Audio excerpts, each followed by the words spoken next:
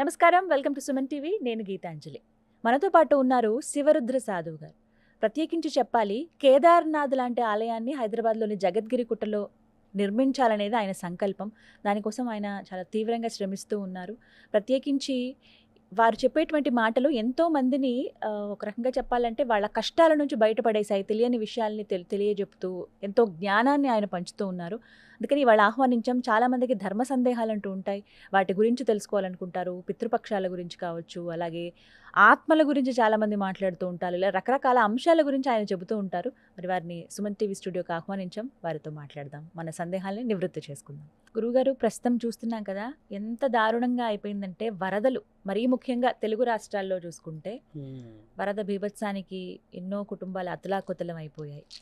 అలానే వరదలు ఆగుతాయా అనంటే లేదు, ఇంకా ఆగే ప్రసక్తి లేదు. ఇంకా ఇంకా ఎక్కువ అవుతూనే ఉన్నాయి. ఒకటి. మరోవైపు ప్రపంచవ్యాప్తంగా చూసుకుంటే యుద్ధాలు జరుగుతున్నాయి అన్ని రకాలుగా. అది ఆరోగ్యపరంగా ఇబ్బందులు ఎదుర్కొంటున్నారు. బయోవార్స్, కరోనా తర్వాత ఎలాంటి పరిస్థితుల్లో చూసాం. ఆ తర్వాత ఈ యుద్ధాలు, ఒకరి మీద ఒకరు ఆధిపత్యం కోసమని, తర్వాత ప్రకృతి వైపరీత్యాలు కావచ్చు. వీటన్నిటికీ కారణం ఏంటండి? అందరూ ఒకటే మాట అంటున్నారు, బ్రహ్మంగారి మాట నిజం కాబోతోంది, ఆయన కాలజ్ఞానం అని చెప్తున్నారు. నిజంగా అలాంటి పరిస్థితులే ఉన్నాయా? మున్ముందు ఇంకెలా ఉండబోతోంది? పోతులూరి వీరబ్రహ్మేంద్ర స్వామి గారు ఊరూరా తిరుగుతూ రాసిన కాలజ్ఞానం. అయితే ఇప్పుడు మనం మాట్లాడుకోవాల్సింది ఏంటమ్మా, ముచ్చట్ల గుట్ట. పరమాత్ముడు ఇచ్చిన ఆజ్ఞ ముచ్చట్ల గుట్ట. అంటే ఆయన కూర్చొని రాసిన గుట్ట పేరు ముచ్చట్ల గుట్ట. ఆయన కూర్చున్న గుట్ట పేరు కూడా ముచ్చట్ల గుట్ట. ముచ్చట్ల గుట్ట అని ఎవరు పెట్టారంటమ్మా, ఆయన ఎవరెవరితోనో మాట్లాడుతున్నట్టు, ఎవరితో ఏదో సంకేతాలు తీసుకుంటున్నట్టు రాస్తున్నట్టు ఉండేది. అయితే గడిబిడి లచ్చమ్మ అని ఒక మంచి మహానీయురాలు ఒక అక్క ఉండే. ఆవిడ పోతులూరి వీరబ్రహ్మేంద్ర గారు కర్నూలుకి వెళ్ళి ఒక దగ్గర ఆ అరుగు మీద పడుకున్నారు రాత్రి సమయంలో. అప్పట్లో ఊరు మధ్యలో ఉండేటి కదా ఇల్లు. ఆ గచ్చు మీద పడుకున్నప్పుడు హడావిడిగా వచ్చి ఎవరు నీవు అని చివురు గడ్డతో కొట్టింది. కొట్టేసి లేపితే ఆయన, నేను బాటసారినమ్మ, పలానా ఊరు నుంచి వచ్చాను, ఏదైనా పని ఉంటే చెప్పు అని అంటే, ఈవిడ పని గురించి అడుగుతున్నాడు అనేది వినదు. కానీ నువ్వు ఏమేమి దొంగతనం చేసావో, నువ్వు ఏం చేసావో అని ఊరికే మనిషి ఎవరు అనేది జస్టిస్ చేయదు. ఆయనని చూసి తిడుతూనే ఉంటుంది. ఆవిడ పేరు కాలజ్ఞానంలో గడిబిడి లచ్చక్క అని రాస్తుంది, మీరు చదవండి కావాలంటే. అయితే ఆయన ఏం చేశాడంటే, అమ్మ నేను పని కోసం వచ్చా, ఈ ఆవులు, ఈ మంద, ఇదంతా గొర్రెలు మేస్తాను అది అంటే, ఓహో పనివాడివా నీవు అని అంటది. వచ్చింది కాలజ్ఞానాన్ని రాసిన బ్రహ్మస్వరూపం అని కనిపెట్టకుండా అవతల వ్యక్తి యొక్క రూపాన్ని చూసి డిసైడ్ చేస్తుంది. ఇక ఆయన ఆవులు ఇచ్చేస్తే గుట్ట ఎక్కడైతే కూర్చుంటాడో తల్లి, ఆ గుట్టనే ముచ్చట్ల గుట్ట. ఇప్పుడు నేను చెప్పింది ఏంటంటే అమ్మా, ఇవన్నీ ముచ్చట్లు. నీవు చేసుకుంటున్న కర్మ ఫలితము ఈ రోజు అనుభవిస్తున్నావు. కానీ పంచభూతాల నుంచి ఏ రోజు ప్రమాదం జరగలేదు. ఈ రోజు 3 నెలల నుంచి చూస్తే గత 15 రోజుల నుంచి బీభత్సమైన వర్షాలు. కరెక్ట్గా 16వ రోజు ముందు ఏం జరిగిందమ్మా, ఈ యొక్క భారతదేశంలో ఒక స్త్రీ, ఒక అక్క, ఒక చెల్లి ఒక ఇంటి నుంచి బయటికి వెళ్ళి 11 మంది పైశాచికత్వంగా శరీరాన్ని, మాంసపు ముద్దలని ఇబ్బంది పెట్టి చంపేసేశారు. ఇంకా మనకి న్యాయం జరగలేదు. ఈరోజు వరదలుండమ్మా, ఒక ప్రాణాన్ని కూడా తీసుకుపోకుండా ఆ వరదలన్నీ మళ్ళీ వెనక్కి తీసుకెళ్లే శక్తి పరమాత్ముడికి ఉంది. ఆ తల్లి ప్రాణాన్ని ఇచ్చే శక్తి మానవ శరీరానికి ఉన్నదా? మరి ఎక్కడి న్యాయం గురించి మాట్లాడుతున్నారు, ఎక్కడ వరదల గురించి మాట్లాడుతున్నాం మనం? మానవ శరీరాన్ని ఎత్తి ఇదే వరదలు 100 సంవత్సరాల క్రితం కూడా వచ్చాయి, ఇదే వరదలు 200 సంవత్సరాల క్రితం కూడా వచ్చాయి, ఇదే వరదలు పోయిన సంవత్సరం కూడా వచ్చాయి.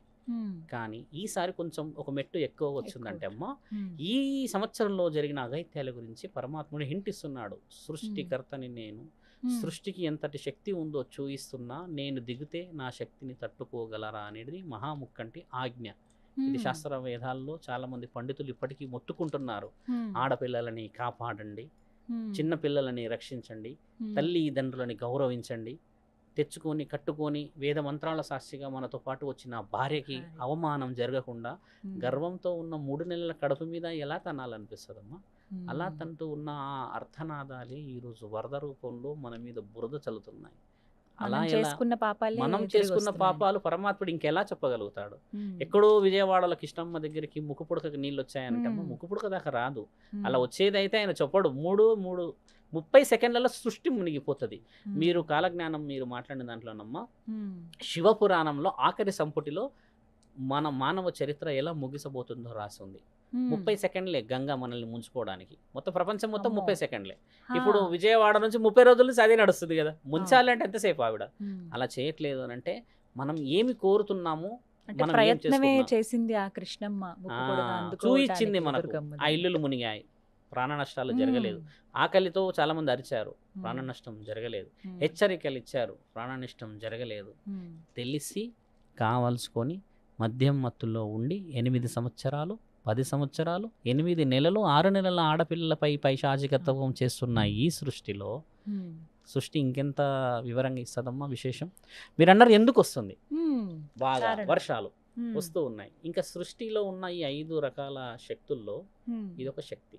మ్మ్. ఎప్పుడైనా కూడా మన నీళ్లు కిందికే వెళ్ళాలి, అదొకటి పరమాత్ముడు ఇచ్చిన ఆజ్ఞ. నీరు ఇప్పుడు పల్లం. ఆ నీళ్లు మన మీదకి వస్తూ ఉన్నాయి అంటే ఒకసారి మీద పడినప్పుడు కుటుంబాలు చాలా లాస్ అవుతున్నాయి కదా, అక్కడ మ్మ్. కూడా మన తప్పే ఉందని చెప్పాలి. ఒక మ్మ్. సెగ్మెంట్ ఆఫ్ ఊర్లు మాత్రమే మీరు అన్నట్టుగా మునుగుతున్నాయి తల్లి, మ్మ్. అన్నీ మునుగుతలేవు. అంటే కొన్ని సంవత్సరాల క్రితం హెచ్చరికలు ఇచ్చినట్టే కదా అక్కడ కట్టకూడదనో, అవును. లేకపోతే వ్యవసాయానికి అవసరమనో, మ్మ్. ఇన్ని హెక్టార్ల వరకు మనకు ఉన్నదనో అని చెప్పినప్పుడు కూడా మనం ఆశకి వెళ్ళి కట్టుకున్నది కదా. మ్మ్. ఈరోజు భాగ్యనగరంలో జరుగుతుంది ఆ చెరువులో రక్షణకి అని మనం అనుకుంటే తల్లి, అవును. ఇక్కడ మనము పరమాత్ముడికి ఒక సాధు లక్షణాన్ని నేను చెప్పేది ఏంటంటే అమ్మ, మ్మ్. మనము ఇంతకంటే స్థితి దిగితే అమ్మ మ్మ్. నెక్స్ట్ మీరు అనుకున్న ప్రళయంలో మనందరం ప్రాణాన్ని పొడగొట్టుకున్న తప్పు లేదు. మ్మ్. ఇలాంటి దాష్టికాలు చూడడం కంటే ఈ దేహానికి మానవ ఎందుకమ్మా? తప్పిదాలే అంటారు మానవ ఇవన్నీ. తప్పిదాల. ఒక ఆడపిల్లని అలా చేసిన తర్వాత న్యాయం జరగలేదు. మ్మ్. మీకు ఇంకో విషయం చెప్తానమ్మా, నేను మొన్న లాస్ట్ టైం కూడా ఇంటర్వ్యూలో చెప్పాను. మ్మ్. ఒక సీసీ ఫుటేజ్, మ్మ్. ఒక కెమెరాస్, ఇంకేదో డిజిటల్గా ఉన్న అన్నిటినీ మనం అక్కడ కొలాప్స్ చేసేసారు వాళ్ళు కనబడకుండా, అంటే ఒక ఎవిడెన్సెస్ ఇవ్వకుండా. మ్మ్. ఒకే ఒక ఎవిడెన్సెస్ వచ్చింది, మీకు తెలుసా అమ్మ? మ్మ్. అది వీర్యం, అది పరమాత్ముడు ఇచ్చిన ఆజ్ఞ. ఈ పురుషుడు స్త్రీపై చేసిన తర్వాత గర్భంలో ఉండి వాడు దొరికాడు. అంటే మ్మ్. పరమాత్ముడు చేసిన పనిలో తప్పు ఎక్కడ మానవుడు తట్టుకోలేడు కదా. మ్మ్. ఇప్పుడు దాని నుంచి బయటపడిపోయింది, ఈ మొత్తం స్టోరీ వచ్చింది అలా. అంటే మ్మ్. కలకత్తా ఖాళీ అక్కడ నిజరూపంగా కూర్చుందని అర్థం కదా, ఆ తల్లిని కాపాడింది. కానీ చాలా మంది అడిగిన ప్రశ్నలు ఉన్నాయండి. అమ్మవారు అక్కడే ఉన్నారు, ఇంత జరుగుతుంటే చూస్తూ ఊరుకుందా? వాస్తవం. ఎందుకంటే అమ్మా మనము చాలా బలమైన ప్రశ్న. మ్మ్. ఇప్పుడు ఇంట్లో పెళ్ళయింది అనుకుందాం ఎవరిదన్నా, మ్మ్. 1 month బిఫోర్ మనం ఇన్విటేషన్స్ ప్రింట్ చేసిస్తాం. తర్వాత 1 week బిఫోర్ మనం మళ్ళీ మీడియా ద్వారా చెప్తాం, అది వాట్సాప్ అని గ్రూప్స్ అని. ఆ తర్వాత 1 day బిఫోర్ కూడా అందరినీ పరిచయం పంపిస్తాం రమ్మని. మ్మ్. అలా పిలిస్తేనే ఇంటికి వస్తలేరమ్మా ఈ రోజుల్లో. They are sending return gifts in WhatsApp, happy marriage anniversary or day. Hmm. అలా పూజించింది నా తల్లి మహంకాళి ఎలా కదులుతుంది. మ్మ్. మన దగ్గర దాష్టికం అంటే మీకు తెలుసమ్మా, నాస్తికం. నాస్తికంలో మొదటి స్థానం ఉన్న స్థానం కలకత్తా. దేవతల్ని పూజించరు అక్కడ వాళ్ళు, నరమాంస భక్షకులు అక్కడ. కలకత్తాలో ఆ ఒక్క ఇన్సిడెంటే వచ్చిందని చెప్పకూడదు, అక్కడ హా. నెంబర్ ఆఫ్ డిజిట్స్లో ఉన్న ఇన్సిడెంట్స్ అలాగా. అంటే ఆ ఘటన జరుగుతున్నప్పుడు కూడా ఆమె తలుచుకుని ఉంటుంది కదా, తలుచుకుంటది అమ్మవారినో అమ్మవారిని. లేకపోతే దేవుణ్ణి, తలుచుకుంటుంది కనీసం ఖచ్చితంగా. దేవుణ్ణి తలుచుకుంటారు. వాస్తవమే. అయితే ఆవిడ తలుచుకుంటున్న ఆ తరుణాన్ని గమనించలేదు కదమ్మా, హఠాత్తుగా జరిగిన సంఘటనని. ఆమె 36 గంటలు విధిలో ఉండి వెళ్ళింది. ఇదంతా ప్రీ ప్లాన్డ్గా జరిగింది కదమ్మా. ఇప్పుడు మీరు అన్నట్టుగా అక్కడికి ప్రత్యక్షంగా దేవత వచ్చి కాపాడొచ్చు కదా అని మీరు అనవచ్చు. మ్మ్. అలాంటి తరుణాలు ఎన్ని జరిగినాయి ఇక్కడ. ఎంతమంది దేవతలు వచ్చి ఎంతమందిని కాపాడితే, మ్మ్. ఎంతమంది దేవతల్ని ఈరోజు పూజలు చేసి పిలుస్తున్నాం మనం ఇక్కడ. మ్మ్. మనం లక్షలు పెట్టి 10 లక్షలు అడుగుతున్నాం పూజలు. ఆ అమ్మాయి నిజంగా ఒక లెసన్ ఏమిచ్చింది అనేది ఇప్పుడు రానున్న రోజుల్లో తెలుస్తుంది. ఇండియా మొత్తం మారబోతుందమ్మా, ఒక జస్టిస్ జరగబోతుంది కదా. ఆ జస్టిస్ కోసం మనం వెయిట్ చేస్తున్నాం. ఇంకా ఎందుకు రాలేదు అక్కడ నిర్ణయం, ఇంకా ఎందుకు రాలంటే ఏ నిర్ణయం రాబోతుంది అనేది మానవ శరీరానికి కూడా అందకపోవచ్చు ఆ ఆలోచన. ఆ నిర్ణయం రాబోతుంది అక్కడ. వచ్చింది అనుకోండి అందరం సెక్యూరే కదమ్మా. ఆ సెక్యూరిటీ రావడం వల్ల భయం అవుతుంది కదమ్మా. మ్మ్. ఇప్పుడు కొంతమంది వ్యక్తులే చేస్తున్నారు శారీరకంగా ఆడపిల్ల పైనే వెళ్ళి ఇలా చేయాలి, లేకపోతే నిజాన్ని దాచే ప్రయత్నం చేయాలను. ఆ అమ్మాయి కొంచెం నికాసైన మనిషి, వాళ్ళు ఏదో చేస్తున్నారు అనేది రికార్డు చేస్తుందని చెప్పి మ్మ్. వాళ్ళ మీద ఫోకస్ చేశారు. ఒకవేళ ఈ అమ్మాయి వాళ్ళతో పాటు కలిసి ఉంటే ఆవిడ బయటికి రాకపోయేది కదా. ఇక్కడ నిజాన్ని చంపుతున్నారు, మ్మ్. ఆడపిల్లని కాదు. ఆడపిల్ల ప్రాణం ఇచ్చేసింది, త్యాగం అనుకోవాలి. అలాంటి త్యాగమూర్తి వల్ల మిగతా వాళ్ళ జీవితాలు కాపాడబడతాయి. మ్మ్. ఇక్కడ నిజాన్ని చంపుతున్నారు, ఆ నిజాన్ని చంపనీయకుండా ఆపాలన్న ప్రయత్నమే ఈ గంగ ఈ విధంగా పొంగుతుంది మన పైన. మ్మ్. ఆపకపోతే ఎలా అమ్మా? ఇప్పుడు ఆ తర్వాత ఎన్నో జరిగాయి కదా. 1.5 monthలో మళ్ళీ నెంబర్ ఆఫ్ డిజిట్స్ వచ్చాయి. ఎన్ని న్యూస్ మళ్ళీ వింటున్నాం. చూసాం. అలా ఎన్ని రావట్లేదు తల్లి బయటికి మరి. మ్మ్. నిన్నగాక మొన్న ఓయో రూమ్లో ఒక అతను ఆ అమ్మాయిని ఊరు నుంచి తీసుకొచ్చాడంటే 20 days అవుతుందంట. 20 రోజులు. ఈజ్ గివింగ్ పిల్స్ అనమాట. ఇది ఇస్తున్నాడు, చేస్తున్నాడు. నేను నా దగ్గరికి వచ్చిన ప్రతి ఆడ అమ్మలో వస్తారు కదా, వాళ్ళకి ఏం చెప్తా తెలుసా అమ్మ? వాళ్ళు అడుగుతారు, గురుగారు ఎలా ఉండాలి డబ్బుల గురించి సంపాదించాలంటే నేనేమంటా అంటే, ఎక్కడ ఉన్నాను కుటుంబంతో ఉండమ్మా, అన్నోన్ పర్సన్ ఇచ్చింది ఏమి తినకు అంట. నిన్న ఈవినింగే చెప్పిన ఒక అమ్మాయికి, హా. ఖమ్మం నుంచి వచ్చారు, అన్నోన్ పర్సన్ ఏది ఇచ్చినా తినొద్దు అని చెప్తా.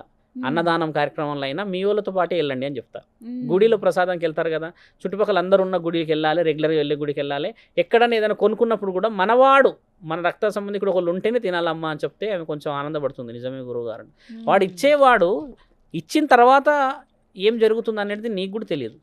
ఫ్రాక్షన్ ఆఫ్ సెకండ్స్లో మనల్ని మత్తులకు దింపుతున్నారు కదా. అందుకని ఫస్ట్ సెక్యూరిటీ ఏంటంటమ్మా మన వాళ్ళతో పాటు ఉండడమే సెక్యూరిటీ. అంతేగాని వాడు ఇచ్చింది చూడాలి, పరీక్ష చేయాలి, తినాలనడానికి ఉండదు. ఇంకా పక్కన ఉన్నవాడు తినేసేస్తే నువ్వు తినేసి కింద ఏమైనా ఆరోగ్య పరిస్థితికి స్థిమించినా కూడా పక్కన మనవాడే ఉంటాడు కదా. వాడు అలా ఉన్నప్పుడు ఇయ్యడు కదా అసలు నీకు. ఎక్కడ అంటమ్మా ఆడపిల్ల ఒంటరితనాన్ని బలహీనంగా చూస్తున్నారు. అమ్మాయి హాస్టల్లో ఉంది, ఎడ్యుకేటెడ్, చేసుకుంది, అక్కడ అదైపోయింది, అది వేరే విషయం. కానీ అలా ఒంటరిగా ఎంతమంది ఈరోజు నా తల్లిళ్ళు భయపడుతూ తిరుగుతలేరు. ఎంతమంది ఆడపిల్లలు ఆ సంఘటన తర్వాత ఒక మగవాన్ని నమ్మాలంటే భయపడుతున్నారు. ఇవి బయటికి రావాలి కదమ్మా. ఇప్పుడు విజయవాడలో జరిగిన ఆ యొక్క విషయ వివరణ, ఈ బీభత్సమైన వరదల కారణం ఒకే ఒకటి. అంతకంటే బీభత్సమైన వరదలో ఉన్నామమ్మా ఈ శరీరం లోపట. అలా ఇలా చిన్న చూపు చూసేసి చేస్తున్నాం. తల్లిదండ్రుల్ని జుట్టుపట్టి లాగుతున్నాడు అన్నకు ఆస్తి రాసిచ్చేవని. ఇంకా అంత పెద్ద వరద రావాలమ్మా? ఇంకేం వరద రావాలో చెప్పండి. చిన్న బిడ్డని తీసుకొచ్చేసి 11 సంవత్సరాల అబ్బాయి ఏదో చేస్తున్నాడు అంటే ఇక్కడ మనం మాట్లాడిన టాపిక్లో రెండు గమనించి చూడాలి. ఏంటంటమ్మా, ఒకటి వరద అనేది పరమాత్ముడు ఆజ్ఞ ఇచ్చినాయి నీళ్లు ఇవన్నీ. కానీ ప్రకృతిని పాడు చేసే గుణం ఎవరిచ్చారు? మన దగ్గర ప్రకృతి మన అమ్మ, మన ఆడపిల్ల, మన చిరునవ్వు, మనం చూస్తున్న ఆ ప్రేమ, ఆ బంధం, ఆ ఆప్యాయత. ఓ తండ్రి ఎంత కష్టపడి కాళ్ళకు ముళ్ళులు గుచ్చుకొని ఈ బొత్తలు కూడా సరిగా పెట్టుకోకుండా చెమటతో ఒక పండు పట్టుకొని వస్తాడు ఇంటికి. ఎవరు ఎదురు చూస్తారు తెలుసా అమ్మ? ఇంటి దగ్గర మొట్టమొదట పిల్లలు. నీకు తెలియదు ఇంకోటి ఏం తెలుసమ్మా, సృష్టిలో ఎవరు చెప్పలేని ఇంకో విషయం, ఆ పిల్లలు వెనుక తల్లి కూడా ఆయన కోసం ఎదురు చూస్తుంది.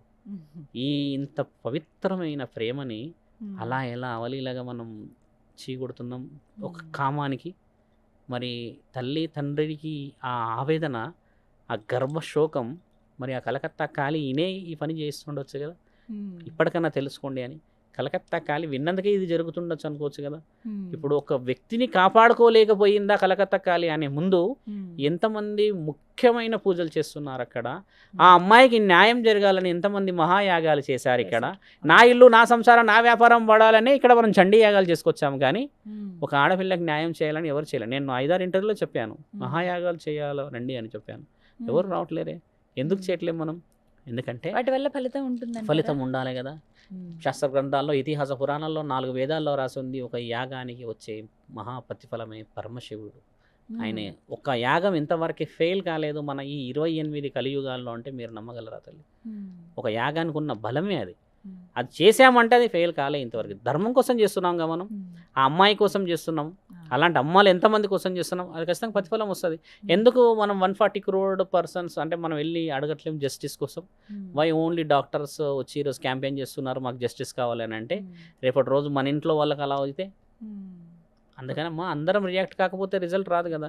ఈ వర్షానికి వచ్చింది కొంత మునిగింది నిజమే విజయవాడ, మళ్ళీ 3 నెలల్లో విజయవాడ బ్రహ్మాండంగా అవుతుంది. మళ్ళీ నా తల్లి రాగలుగుతుందా మళ్ళీ?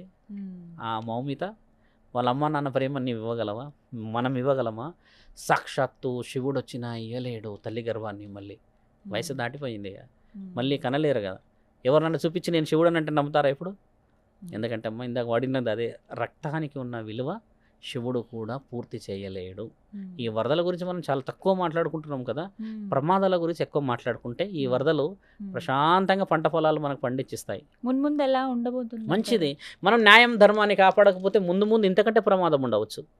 ఇప్పుడు కేవలం హింట్ ఇచ్చింది, తర్వాత లేకపోవచ్చు కదమ్మా.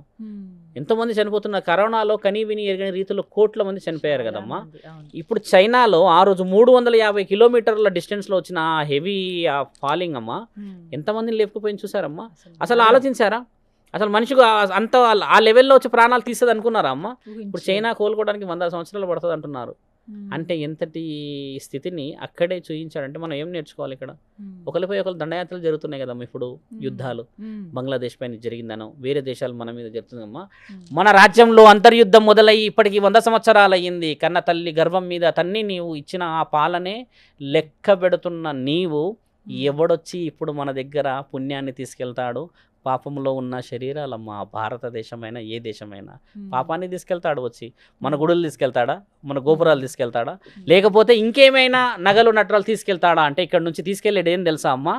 ఈ 100 సంవత్సరాల్లో ప్రేమలు కోల్పోయాం కదా, ఈ 100 సంవత్సరాల బంధాలని రోడ్డు పైన దించాము కదా, అర్ధనగ్నంగా ఆడపిల్లలు బికినీని వేలం పాటలో కొంటున్నారు కదా, విలువలేని ఈ సిగ్గులేని జీవితాలని వాడు వచ్చి అవే తీసుకెళ్తాడు. అంతకు మించి భారతదేశం మీద ఉన్న ఆస్తిని తీసుకెళ్ళడానికి ఏ నాస్తికుడు పుట్టడు, రాడు. పరమశివుడు ఉన్నంత వరకు కుదరదు. ఇక్కడ మనమే చంపుకుంటున్నప్పుడు వాడు పర్టికులర్గా ఒక బాంబు వేస్తున్నాడు అంతే. వాడు బాంబు వేయకుండా మనం మన తల్లిని చంపుతున్నాంగా విషం పెట్టి, ఆస్తి కోసం అన్నని చంపుతున్నాం కదా మాటేసి. ఎన్ని కోట్లలో కేసులు లేవు ఈరోజు భార్యాభర్తలు పిల్లల కోసం కాకుండా. ఈయన నన్ను అలా చూశాడు, నన్ను ఇలా చూశాడు అని అంటున్నాడు. 3 సంవత్సరాలు 4 సంవత్సరాలు ఉన్న ఆ పిల్లలు మా అమ్మ మా నాన్న ఎందుకు కొట్టుకుంటున్నారో తెలియక నాన్నేడి అని అమ్మేడి అంటే ఆ అర్థనాదాలు ఎవడేంటున్నాడమ్మా? ఎక్కడో పర్టికులర్గా వేరే దేశాలు వచ్చి మనం బాంబులు వేయాల్సిన అవసరం లేదు. ఇవన్నీ కారణాలమ్మా. చాలా డీపెస్ట్ డిస్కషన్ మీరు అన్నది, చిన్నది కాదు. దాన్ని ఏంటంటే చూసే వాళ్ళకి ఏమనిపిస్తుంది అంటే ఏదో మార్చడానికి వచ్చారు చేస్తున్నారు అంటున్నారు కదా. ఇవి జరగనిది ముందు ఇంతకంటే భయంకరంగా జరుగుతుంది. ఇది నిజంగా రాసి పెట్టుకోవాల్సిన సమయం తల్లి. ఇది ఎప్పుడో 15 రోజుల కోసం మనం మాట్లాడుతున్న తరుణం అమ్మ. ఎన్ని సంవత్సరాల క్రితం ఇది రాసి ఉండొచ్చు వాళ్ళు, ఎన్ని అనుభవం అయితే రాసి ఉండొచ్చు వాళ్ళు. ఈరోజు మీరు నేను చదువుకుంటున్న ఈ బుక్కులన్నీ ఒకప్పుడు కష్టంగా చూసి రాసినాయి కదా తల్లి. బ్రహ్మంగారు రాసిన కాలజ్ఞానం నిజం కాబోతుంది అనడానికంటే ముందు ఆయన కాలంలో జ్ఞానాన్ని గమనించి రానున్న రోజుల్లో ఆయన అనుభవించి రాసింది ఇది. ఆ బ్రహ్మంగారు ఒకవేళ నిజంగా ఈ రోజు ఉంటే అమ్మ ఇంకా ఎన్ని పుస్తకాలు రాసేవాడు. ఇది రాసింది 16వ శతాబ్దంలో రాశాడు ఆయన. ఆ 16వ శతాబ్దాన్ని కరెక్ట్గా 400 సంవత్సరాలకు పనిచేసింది. అంటే ఆయన ఇప్పుడు రాస్తే ఇంకేం ముంగడ అవుతాయో ఆయన రాస్తాడో లేకపోతే ఇవన్నీ చూసి ఇంకెక్కడ పోతాడో. కాబట్టి ఏంటంటే కాలాన్ని అనుభవించినది రాసిందమ్మా అది.